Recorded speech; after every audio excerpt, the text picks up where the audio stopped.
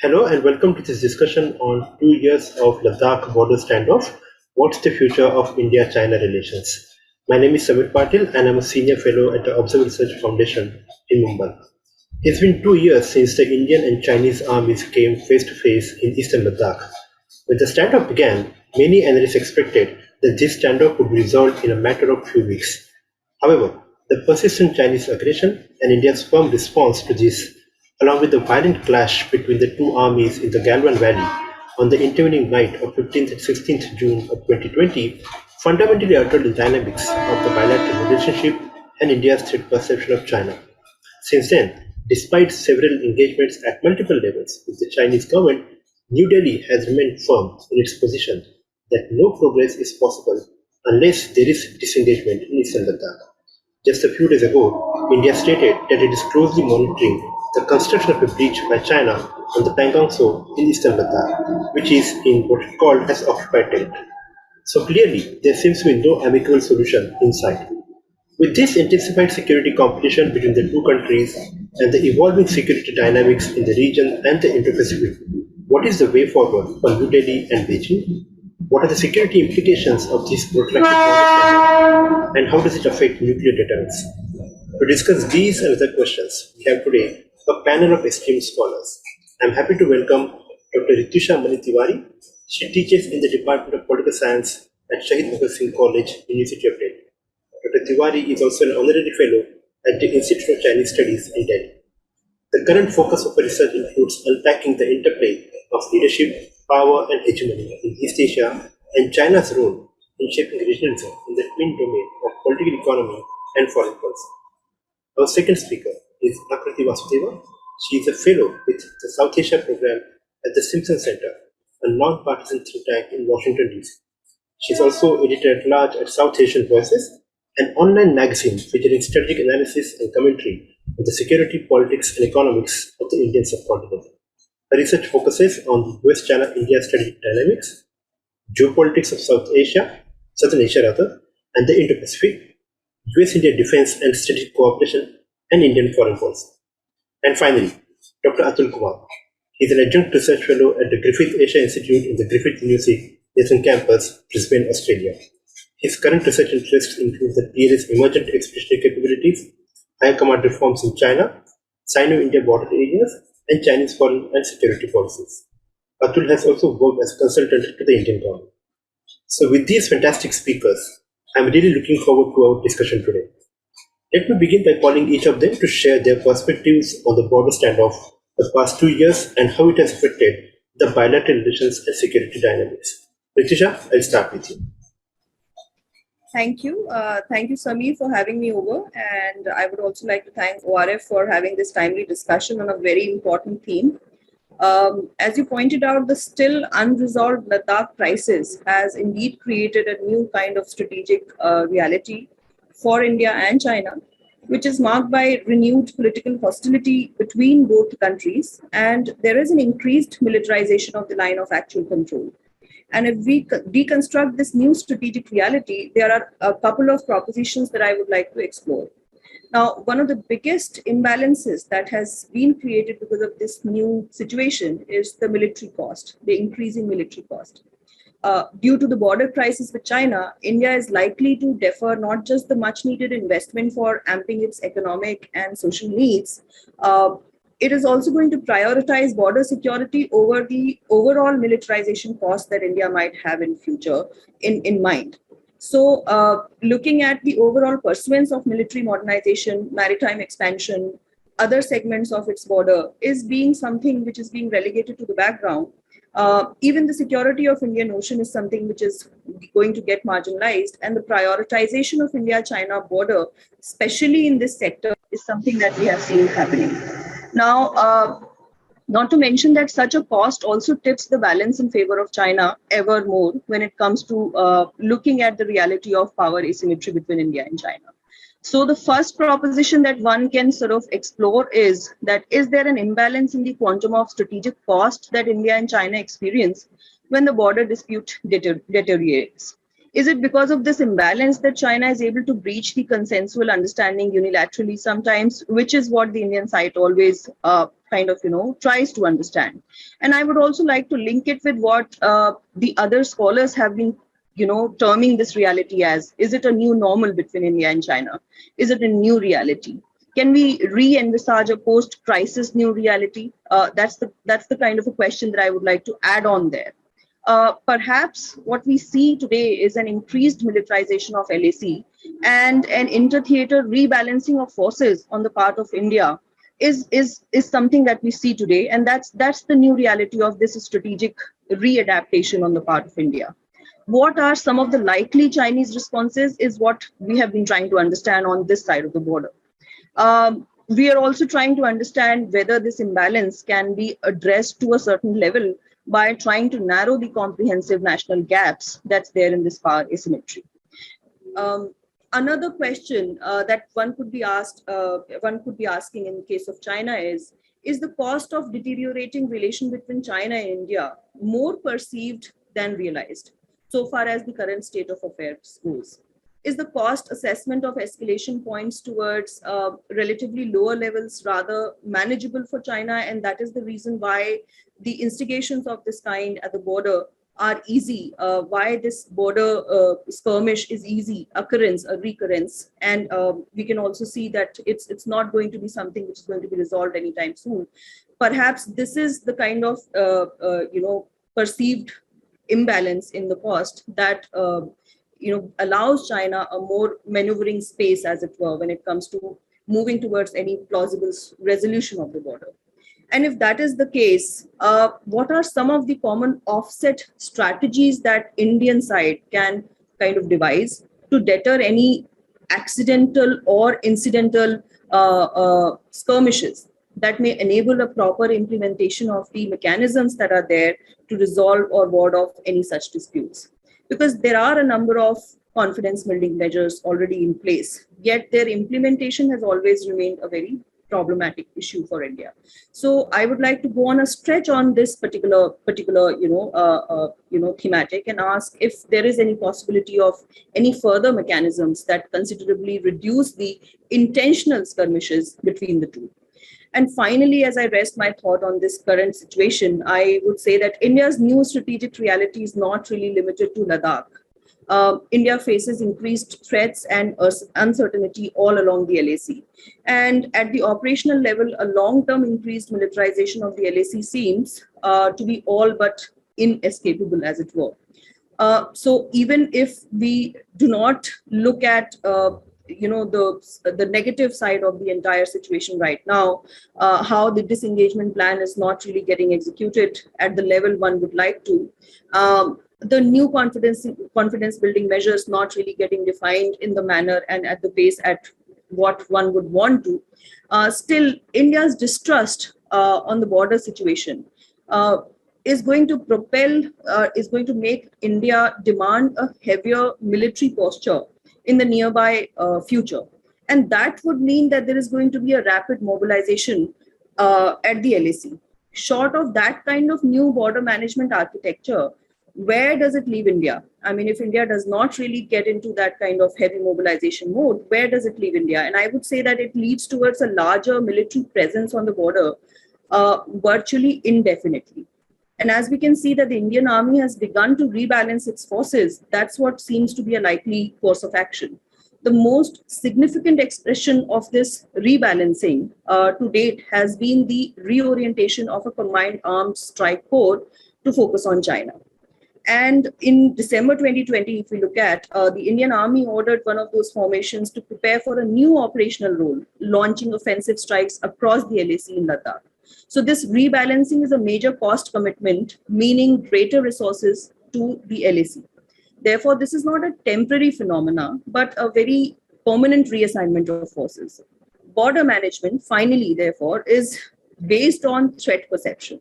So if the assessment of current India-China border shows that India has opted for a stronger defensive posture and a strategy of deterrence along the LOC, then that means that we are looking at a future of, relocation of forces, greater deployment along LAC, use of technical surveillance, etc. So it might not mean more number of boots at the ground, but it still means that there's going to be a heavy military preoccupation at this particular current sector. I'll rest my thoughts here, and I do look forward to what my fellow panelists have to say on that. Thanks. Thank you so much, Rityusha. In fact, your point about that India's new strategic reality is not just limited to Ladakh is quite evident by the way the cyber space has seen the intensification of the India-China rivalries. In fact, we have so far now three major strikes on India's information systems acknowledged by the private cybersecurity firms, two on the power sectors, one in Bombay, one in Ladakh, and one on India's vaccine makers. But now I'll move to Atul to share his thoughts. Atul? Okay, thank you, Samir. I'll pick up from where Rityusha left. Actually, my specialty is basically security issues, so I'll deal a little bit deeper into that area. The main problem, even after 2 years, we are facing is we still don't know why it happened. I mean, there has been so many discussions and debates so far, and even whether it is EM Jaishankar or whether it was the last chief, Mr. Nirvana, even none of them were clear why it happened. So, so far what we have discerned from our talks with Chinese professors or scholars is basically, these are same old arguments, 60-year-old arguments which they gave. Like one of the gentlemen gave this argument that it was basically not the PLA troops which did a surprise attack on our Galwan troops, but basically it was the Captain Santosh Babu and some of the troops which did a surprise attack on the PLA troops. And also it was the self-defense counterattack which led to that disaster. My counter question was, if it was a surprise attack from Indian troops, how come they were the sufferers of 20 casualties while the Chinese were only suffering only 4 casualties? Okay, so there is a bit of this mutual blame game which goes on whenever you deal with Chinese side. And the second thing is, you see, so far we have done a lot of these CBMs and mutual agreements and all that. None of them have been kind of adhered to by the Chinese side so far. And then, moreover, whatever the disengagements have happened so far, they are not much when it comes to the costing on the Chinese side. Mostly the buffer zones are being declared on the our side. And after Pangong Tso, the Gogra one was a very small one. And the basic issues which are going to on the Depsang bases or the Chianan Pass or the Demchok, they are still at the sort of a kind of stalemate.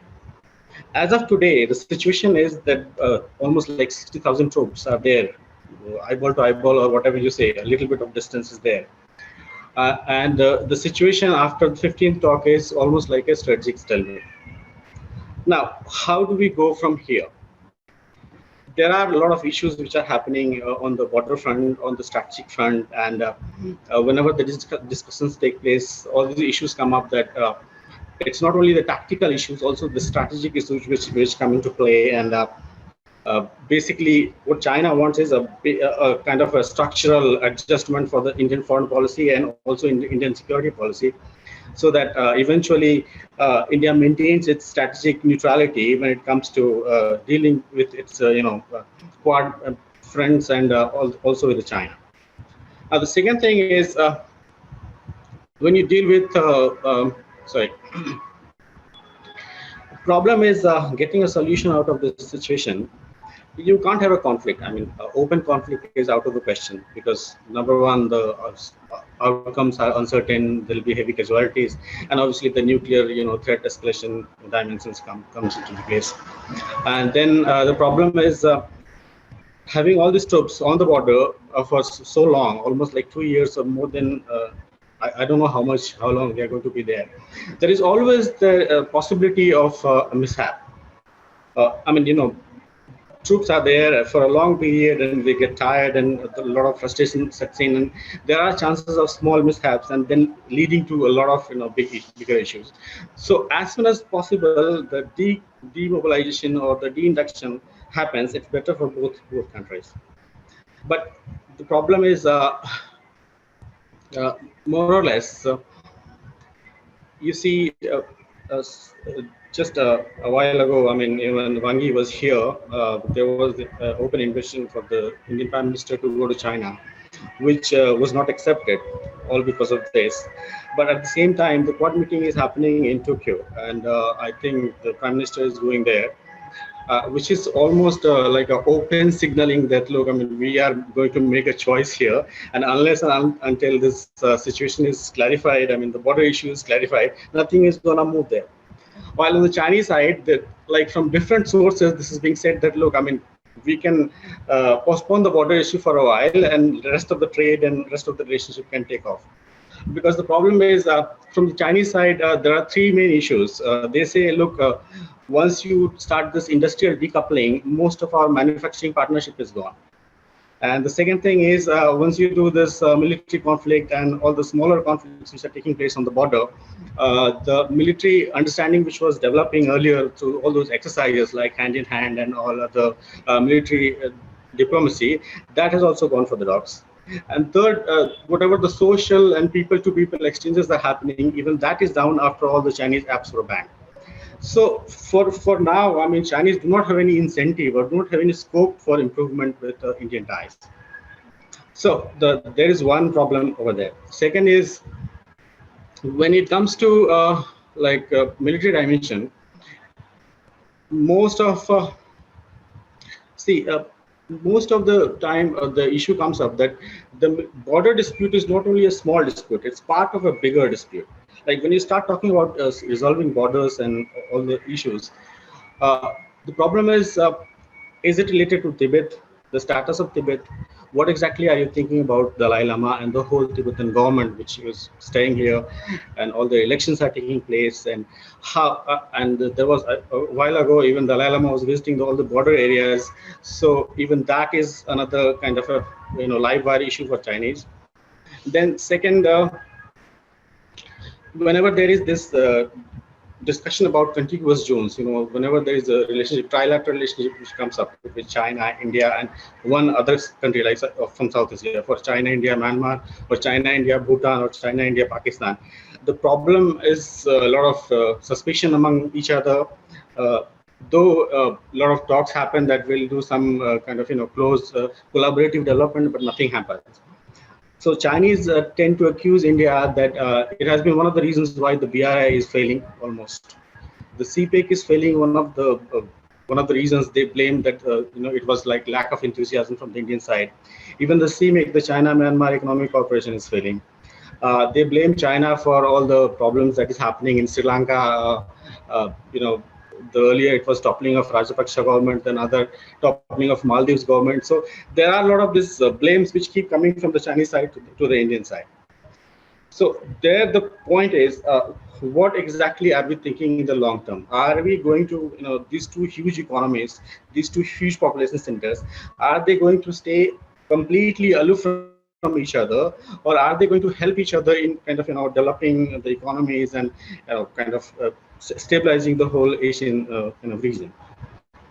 So this is where we are right now, and we'll have to kind of define a kind of either what Jeff says, cold peace kind of thing, or almost like a parallel two-track diplomacy where you both keep developing, but you have a little bit of interaction once in a while.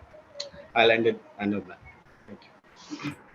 Thank you so much, Atul. The cold peace or strategic stalemate, whatever we call it, I think we are stuck in a very precarious situation vis-a-vis China. But let me turn to Akriti to offer her thoughts.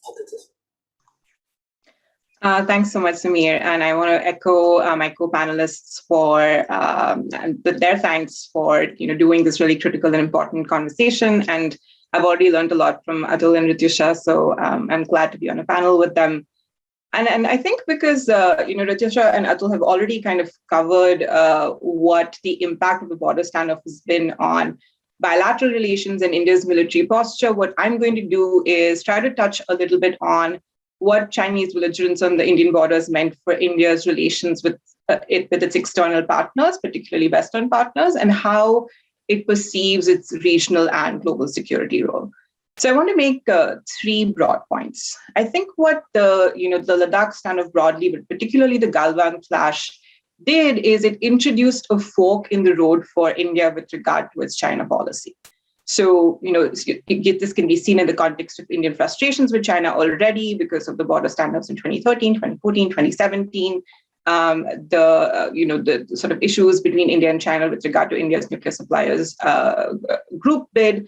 A lot of that tension, going into this standoff, basically forced India to come, to the realization that either it continues the policy of accommodation and engagement with China through, the summits that were happening at higher political levels, such as the Wuhan summit, and hoping for a change in Chinese behavior by trying to kind of have tactical cooperation and dialogue, or get tougher on the issues, take a stand, whether that was militarily, diplomatically, economically, and meanwhile build deterrence. And I think India's chosen the latter, as we've seen in the last 2 years with regard to obviously militarily taking the stance that it did on the border, but also banning of Chinese apps, keeping China out of investment in particular areas, cutting out Huawei from telecommunication bids.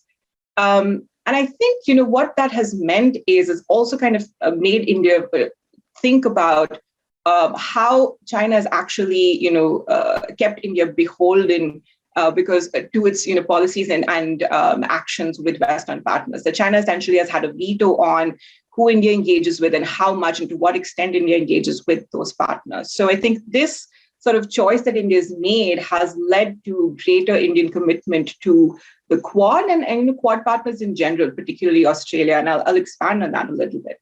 And kind of continuing on from the accommodation point, I think India has tried to improve relations with China over the years, particularly under the Modi administration. And it did a lot of things to kind of please China, whether that was keeping Australia out of the Malabar exercises or downplaying the Quad, or kind of talking about an inclusive Indo-Pacific in which there might be a role for India and China to work together. But none of that has actually helped India in issues that it actually had with China, whether that was the trade imbalance or the China-Pakistan economic corridor and India's sort of territorial sovereignty concerns there. So from Delhi's point of view, what has happened is that they've realized that it is more sensible to utilize relationships with the United States and other countries to develop its defense and economic capabilities because they anticipate sort of future tensions with Beijing. So because of both India and China sort of uncompromising views of each other geopolitically, what has happened is that India has essentially chosen the Quad partners and has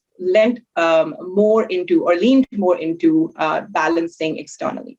And so what we've seen is an intensification of India's focus on the Quad. If you see just in the few months after the Galwan clash, India and Japan concluded their logistics agreement in September 2020. In October 2020, India shed its hesitations many years and finally invited Australia to participate in the Malabar exercise. Prime Minister Modi has called the Quad a force for global good. He supported the operationalization of Quad as a grouping that provides public goods in the region.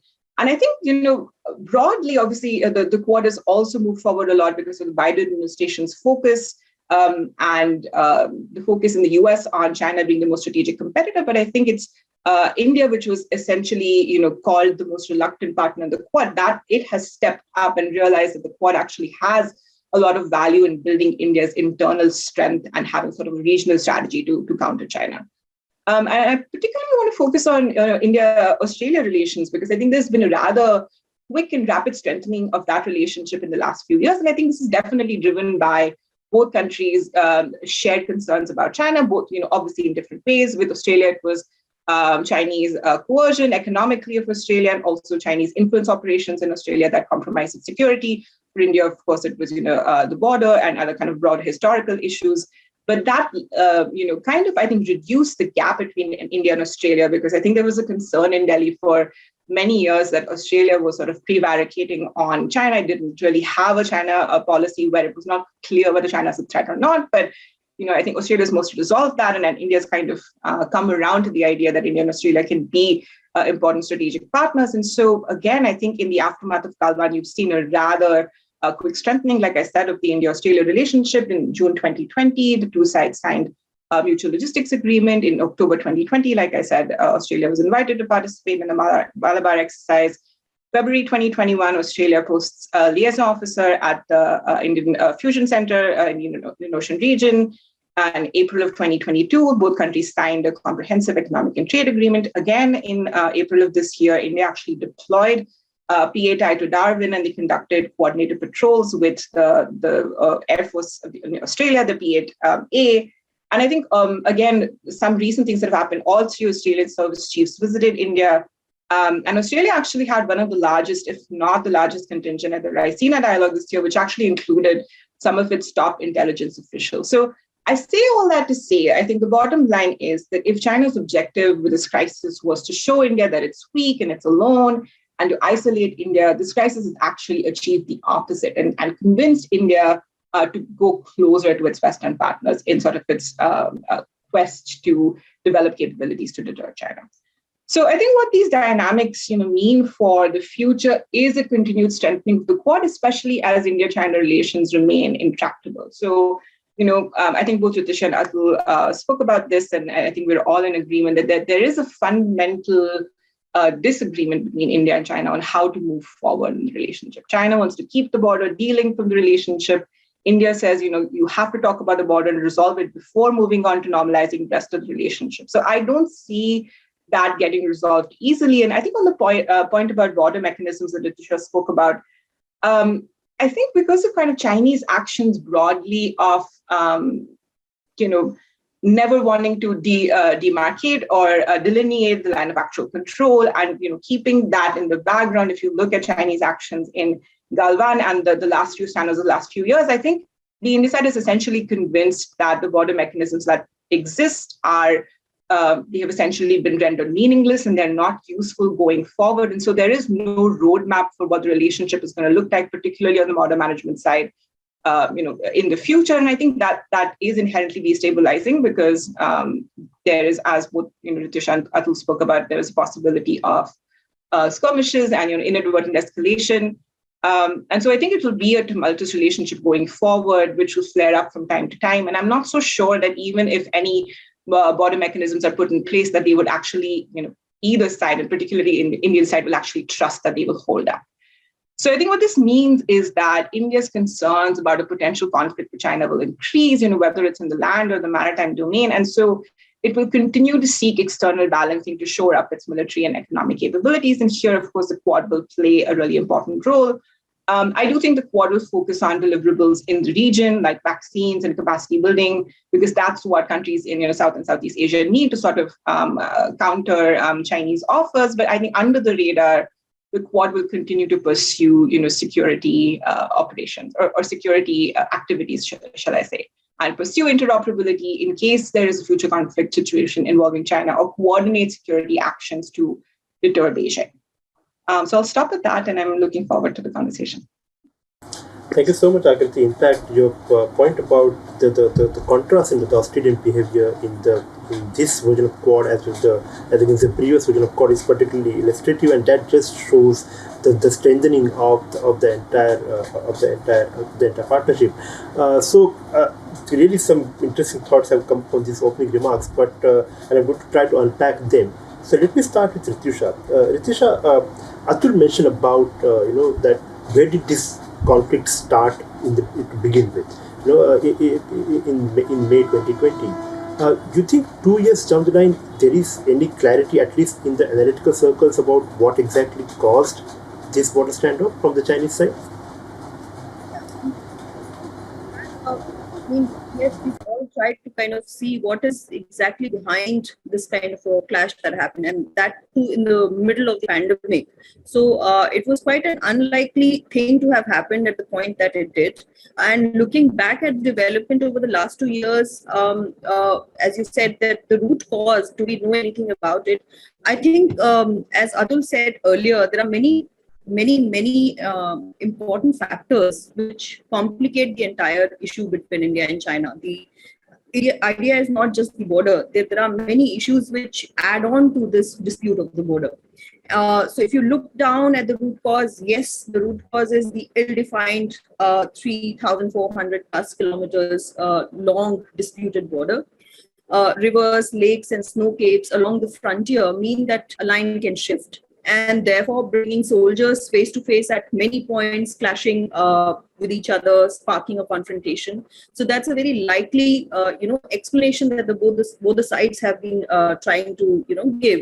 Now, two nations which have the kind of issues that India and China have with each other, who are also competing to build infrastructure along their disputed borders. It's not a very unlikely scenario that such skirmishes will happen. At the same time, the likely causes, as you said, there have been many. The first cause that has been time and again, pointed out and in the light of the recent events, is the construction of infrastructure, or the construction of roads. So if you look at the 2018, 2019, happenings on either of the sides, the Ministry of Defense report from Indian side has mentioned that government would be constructing the roads along the India-China border. Phase 1 of this project has already been completed. Phase 2 of the project, in which we have 32 roads, are actually in the process of being built by the Indian side. Now, China has been consistently opposing this construction, as obviously it goes against their strategic interest for India to fully utilize the road. Or the potential of this land, as it were. So the fact that India has ramped up the construction of roads, despite the current border tensions that it has with with China, and China's consistent opposition, meant that there's going to be some kind of reaction from China, not just the routine statement. So that's one particular aspect to look at. The second one, as many analysts have also pointed out, the Chinese government statement has also been very clear about it. The issue of abrogation of Article 370, how China responded to it. So this is a series of events as to how China would respond to certain, aspects of what was happening in Indian domestic politics at that point in time. So this is a particular occurrence of 2019. The special status of Jammu and Kashmir being abrogated through this particular provision. Two separate union territories being created, Jammu and Kashmir, and then second Ladakh. China opposed this decision of the central government, and of course it reiterated that it is always opposed to India's inclusion of the Chinese territory, which Ladakh it claims it as, in the western sector of India-China border. So that's the second hint of how China would kind of take these happenings on this side of the border. Now, the third, of course, is looking at the whole dispute about observation post on either sides. So Chinese PLA, for instance, has been very insistent on constructing an observation post on their side of the border. At the same time, their construction of observation post at Indian patrolling points is something that resulted in further clashes. It complicated because the armies of the two nations actually came face to face on the issue of the observation post. Observation posts are, of course, strategically extremely important. The Chinese army could monitor Indian troop movement towards Karakoram, and would have the capacity to to basically intervene in the army vehicles from the Indian side, around the Darbuk-Shiok, Daulat Beg Goldi road. So this observation post was again very big, issue, and obviously it went on to add into what happened into Galwan. Now, the last thing that I would want to point out is, I also feel that the response in Galwan by China was somehow also a reflection of the kind of attitude it was displaying towards the world at large. China met with a lot of criticism at the international level. China kept on facing wide criticism due to its internal politics, and also due to the COVID-19 pandemic. So the kind of national security law that it passed in Hong Kong, which invited further criticism, the kind of reaction it gave at Galwan, which again pointed out towards a very belligerent attitude on the part of China, is all of these things matter, and they also make sense because this is a part of the kind of response that China has been giving in response to what it has been facing at the international level. So it's not just a bilateral, at least on the part of China.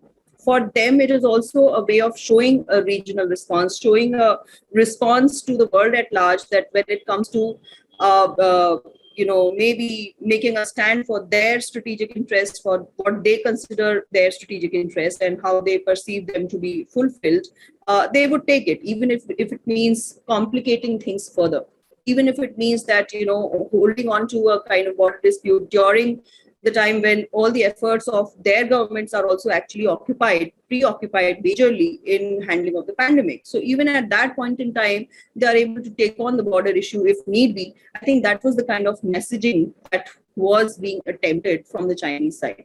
So, and none of these factors or none of these, pointers that I've given are actually a concrete reason to, go for what happened in Galwan.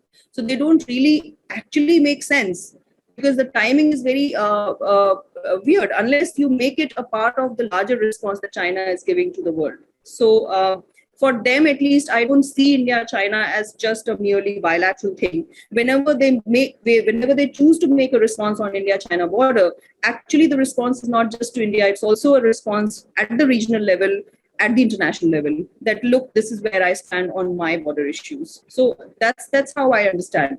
I also would like to know what my other panelists think about this. So, but thanks a lot for that question. Thank you so much, Rityusha. The response at the regional and at the international level. Akriti, if I can come to you. So last year, Admiral Philip Stimson, the commander of the U.S. Indo-Pacific Command, had acknowledged that the U.S. had provided military assistance to India during this crisis. So from Washington, how do you perceive the India-US security cooperation during this standoff? And additionally, what is the US view as to where this standoff is headed? Thanks, Samir, and happy to answer that question. But just to respond to Rityusha, I think I agree with everything that she said. And I will just add one more point. I think also, if you look at kind of Chinese writings around the time of the clash, or a few months before that, there's a lot of focus on the Indo-Pacific strategy and India's Indo-Pacific vision, and how the US and India are kind of moving closer towards that, and the threat that might pose to China. So I mean, I think we don't know yet why it happened, but I do think there's enough cause to believe that it was a deliberate decision that the Chinese took. The border infrastructure may have been a trigger, but there were lots of other kind of underlying long-term causes that contributed to that behavior. And I agree with Rityusha absolutely that a lot of it has to do with kind of the US-China rivalry and Chinese perception of its role and its image in the international system around COVID. So to come to your question, Samir, yes, I think I'm sometimes surprised by the lack of kind of attention or conversation about the role that the US has played in the India-China border crisis. I think that might be by design. The Indian government doesn't necessarily want to acknowledge that support because it probably, trilateralizes something that is actually a bilateral issue. But if you look at it, the US actually, provided a pretty significant support to India during the crisis. I think first was the US leased MQ-9 drones to India. There were various reports, and as you said, there has been acknowledgement from US military officials that they provided, intelligence to India, such as Chinese troop deployment. The US actually facilitated a quick purchase of winter clothing for troops in Ladakh under the Lemoa Foundation Agreement. And I think you'll also remember that during the Trump administration, especially, there was a lot of vocal support of India and calling out Chinese aggression at the time. And I think the Biden administration has similarly expressed support for India's position. There was I've heard some concern from Indian circles that the Biden administration or officials are not as vocal about support for India and in the standoff. But Secretary Austin actually around the US-India 2+2 said that the US will, quote, stand with India and to defend India's sovereign interests. So I think that is a pretty, direct statement of sort of US support for India in this position. And I think there is broader recognition in the US and the interagency process has come around to the idea of China as, what's called the most consequential strategic competitor. And I think what they've realized is that means that they need allies and partners to counter the threat from China, and they, kind of need burden sharing on that aspect. And India is a huge part of that. And the US government, I think, believes that there has been a definite shift in India's position on China, and that India's more comfortable being overtly balancing Beijing, and that they have seen kind of the actions that India has taken in the last few months and years as indicative of that stance, that India is not kind of going to go back to sort of business as usual with China. But I think there is continued concern, and obviously the US and Indian interests and resources are different here, and so I'm not really advocating for any particular position, but I'm just saying that in the US system and the conversations that I've been part of, I've seen some concern that the US is not necessarily sure that this kind of change stance in India is actually going to translate into more investment in maritime competition side of things with China, whether this will mean a greater Indian role in the South China Sea, or burden sharing in the Indo-Pacific broadly because of kind of India's resource constraint issues. And I think the point that Rityusha was mentioning, which is an increased focus on the land border versus kind of focusing on the maritime domain side of things. And also, there's been a lot of conversation in US circles about a potential Taiwan contingency, and there questions are sort of starting to be asked about what role India is going to be playing in that contingency. And there's sort of great, I think, confusion or concern about what India is going to be doing in sort of those situations and contingencies. But I think broadly, there is agreement. And I think the closest alignment that we've seen between the US and India on the Chinese threat, and they are trying to do things together, whether that's bilaterally or in the Quad, to kind of deter Chinese actions. Okay, thank you so much. Atul, if I can come to you. So Akriti mentioned about the maritime domain. How do you see this standoff playing out in that particular sphere? Because we have seen India stepping up its naval profile in recent years. There have been 2 editions of Malabar, with Australia joining the exercise just months after the Galwan clash. So what role, in your view, is the maritime sphere playing in the backdrop of this standoff and the broader security competition?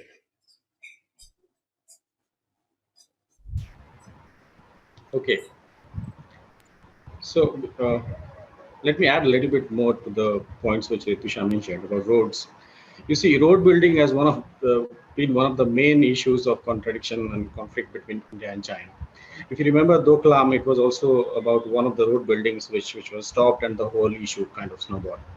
Even this time, there is one stream of opinion which says that the road which was being built from Kopram to Marsimikla, that was opposed, openly by Chinese side, and that was one of the tripwires which started the whole kind of scene. But if you see the whole whole conflict, Chinese forces have been doing this inter-theater exercises, which was called Huawei, basically stride exercises, since 2008, 2009. So every year, this heavy forces around 50,000-60,000 forces used to come to different military region and do the exercise for a couple of months, and they'll go back. So, and the second version of that started since 2015, when all these forces were coming to Tibet, doing the exercise and going back after a couple of months. These are the same troops which were doing exercise in April 2020, and then they were kind of diverted towards our borders.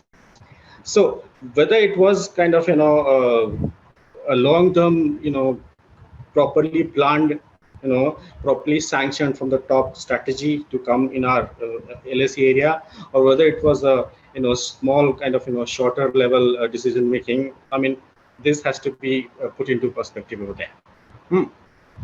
Now, even now, if you see the Depsang, where the PP10 to PP13 has been closed for Indian patrols, on the Chinese side, there is a hot mix plant which is working, and they're trying to build roads over there.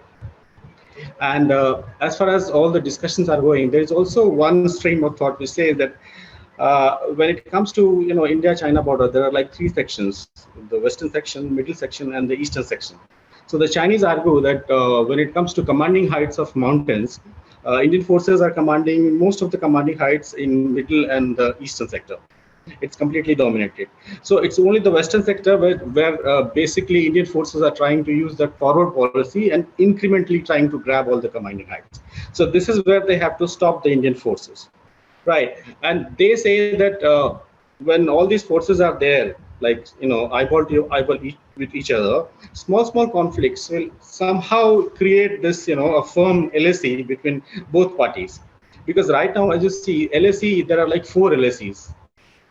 Some senior scholars have also said it's like one is my perception of LSE, second is my perception of Chinese LSE, third is Chinese perception of their LSE, and Chinese perception of our LSE.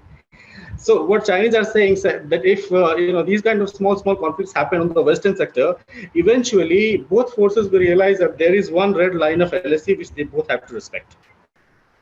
So that could be one of the outcomes of this conflict as well. Now, in terms of maritime dimension, you see, Indian Ocean is Indian Navy's home ocean. So no matter how much Chinese deployments are there in the Indian Ocean, there will always be this home advantage with the Indian Navy. Now, the Chinese Navy, as of today, is the largest navy on the planet. With 355 ships and 145 major surface combatants. So it's a huge navy as of today. If you compare it with the Indian Navy, the total strength is like 130 ships with hardly 50, 60 major surface combatants. So size-wise, it's not it's a complete mismatch. But Chinese Navy is also distracted in different reasons. It has its main issue of conflict with the US forces, and the Western Pacific is one area where they have to kind of respond to all the challenges in Spratlys and Paracels and all small neighbors. They're picking fights with everybody there. So Indian Ocean becomes kind of a secondary concern for them. But even there, the Indian Ocean is very important for them for the energy transfer and also for the trade with all these African countries and all other countries in the area. So they can't ignore Indian Ocean. But when it comes to Indian Ocean, they have been trying to, find an alternative route to kind of avoid Malacca. But the problem is both CMEC, China-Myanmar Economic Corridor, or whether it is China-Pakistan Economic Corridor, nothing has come up concretely.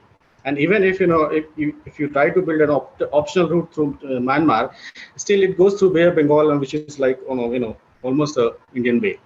So Indian Ocean and the naval dimension has been one of the major concerns for Chinese Navy.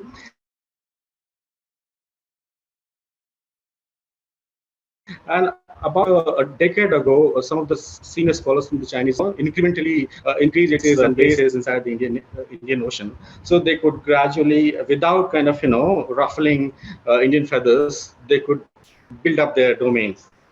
So far, I can only see one in Djibouti, which is like one of the major bases. But Djibouti is also a place where there are a lot of other bases of American bases, French bases, Japanese bases. So it becomes kind of a mixture of all other things. If you compare it to the Indian Navy has just opened this Agalaga base where they have they're deploying their PATIs and other things. And India has been developing this coastal radar network through Maldives, Sri Lanka, Bangladesh, and everything. And the IMEC has started getting deployments from liaison officers from all other countries. So somehow Indian Ocean, which is almost like a jugular vein for Indian Navy, is very important for India as well as for China. The contest for supremacy is not very clear in the Indian Ocean.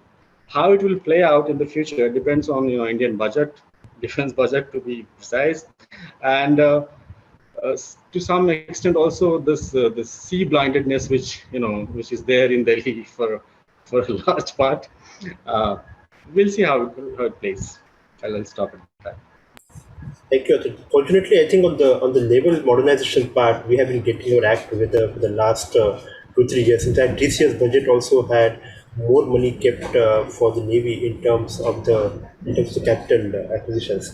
But now let me turn to Akriti. We discussed the maritime domain, but looking at the nuclear, something which has been less discussed in this conflict, despite both the countries being nuclear armed, there has not been much talk on nuclear escalation. Why do you think that is the case? And if I may ask, will we see a nuclear escalation? Thanks, Amir. And I think that is an important question and something that has, befuddled people who don't really follow India-China relations closely. I will say that my own thinking on this has also been has benefited a lot from Toby Dalton, Deepak Das, Tong Zhao, who look at kind of the nuclear India-China equation more than I do. But I think sort of what is the reason why nuclear weapons have played a minimal role? I think first is because both countries do have a no first use policy, and they take pride in being responsible nuclear powers, which is why we haven't seen them, threaten each other with nuclear weapons, because their nuclear weapons are essentially for deterrence, and then they reserve nuclear weapons for use only in existential crises and only if attacked first. Second, I think, even though there is nuclear asymmetry between India and China, obviously in terms of a number of warheads and delivery systems, etc., because, for China, the primary threat is the US, so it is, basing its sort of a nuclear posture on that. India, does have has a second strike capability against China, which keeps sort of the nuclear side of the relationship stable. And I think that the third kind of reason, at least to my mind, is that both sides do have an incentive to keep their standards or their skirmishes limited in scope and casualties, because they want to avoid all-out war. Their focus is still on economic development, and also because they have other adversaries that they worry more about in the nuclear escalation dynamic setting, right? So for China, it is the US and India. For India, it is Pakistan. So I think that's why we have seen both of these countries sort of keep the nuclear tensions on the down low. And I don't really foresee a situation in this current standoff, particularly where tensions would escalate to the nuclear level. And I think instead, both sides will sort of continue to push conventionally and locally to gain territorial advantage. Rityusha, if we can come to you, discussing and looking at the neighborhood, India and China have been competing for influence in the neighborhood for so many years. How do you think the neighborhood has looked at this, has perceived this standoff? Neighborhood barring Pakistan has perceived this standoff. Right. I think Pakistan's reaction to this crisis has been along the expected lines, in the sense that we look at the year 2021, Pakistan unveils plans to annex the Gilgit-Baltistan region. It happens in July 2021. And this region is particularly very important, crucial, not just for India-Pakistan, but also for India-Pakistan-China. So it's the only land link to connect China to the located, disputed, to the location of disputed Kashmir. And the fact that Pakistan decided to grant its residents full citizenship rights, it means that this issue has come to fore. Now, if we look at Gilgit-Baltistan, if the current situation is changed, if they go ahead with what they have decided to, this has huge implications for Pakistan's long-running disputes with India over Kashmir, because Gilgit-Baltistan is also the region under Pakistan's rule that shares border with China. It means that it is crucial for Belt and Road initiative of China. At the moment, if you look at the number of schemes, the number of projects that are going on for this particular region, there are too many. So China views it as very, very important strategic location.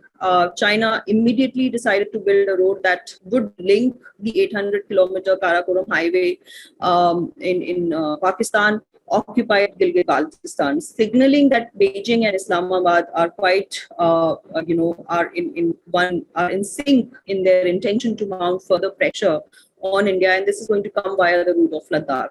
So it's at the crossroads of that kind of major power rivalry between India and China. And this region has seen huge, massive investment by China because it's also a part of China-Pakistan economic corridor. And therefore, to amp up the stakes, as it were, in this particular region, that the kind of response that Pakistan gave during the crisis of India-China border, it means that what the analysts and security experts have been pointing out in case of a two-front war situation that India has always kind of foreseen, and also it represents a security dilemma for India, that in case things go bad with China, there is a possibility of things going further bad with Pakistan. So it's moved along the expected lines, the kind of response that has come from Pakistan. And that just means that military preoccupation with just one side of the border, with focusing on just Ladakh, for instance, won't do. There has to be enough military priority being given to the other side of the border with Pakistan. Because if things go from bad to worse, we know that it's going to happen on two fronts. So that's a very expected move, a response, as it were. In terms of other neighbors, we haven't seen any any such response, which would be again on any kind of unexpected lines.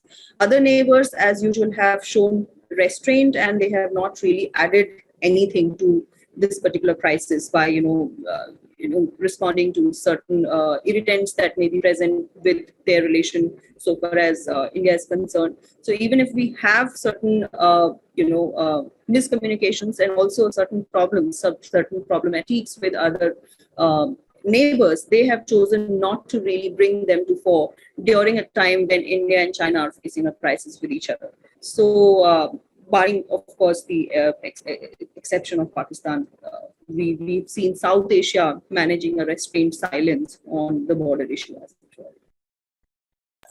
Great. Thank you so much. We are approaching the end of our conversation, but let me just quickly ask Atul. So this is the first military conflict for the PLA since President Xi Jinping announced sweeping reforms of the force in 2015. What is your assessment of the PLA's performance on joint combat operations and logistics at this standoff?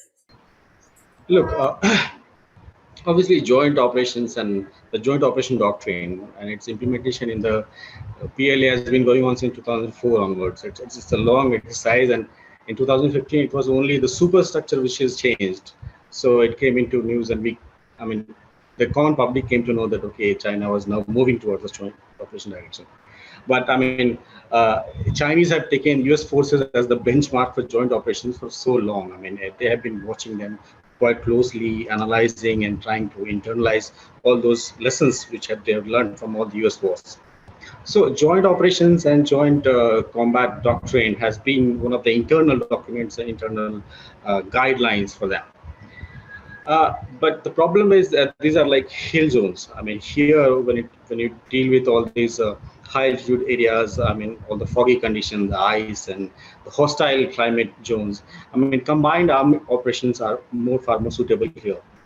But even then, if you see the deployments of Air Force has increased in the entire TAR. All the air bases have seen the deployment of the J-11 and Sukhoi 27, and even now the J-20s, some of them have deployed there for kind of experience, high altitude experience and all that. The bases are being developed like anything, helipads are being developed, and all the basic ingredients are there.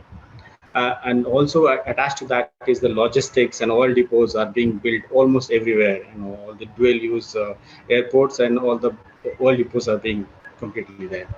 So when it comes to joint operations, if you talk about air-land operations or combined arms operations, one of the main problems of Chinese forces is that they don't have any operation experience so far. They haven't fought any proper war with a peer adversary for so long. Whatever they've tried to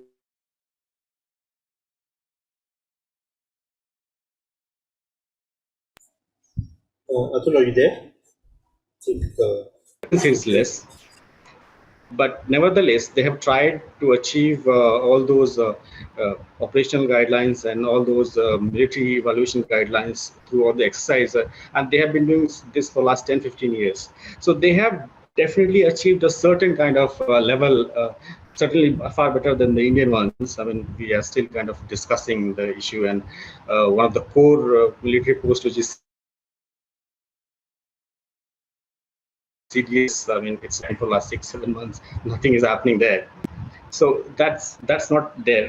Chinese military is completely clear on joint operations, and they are going to follow it. The jointness and interoperability is their mantra. They have been writing, they have been discussing, they have been giving speeches for the last 20 years.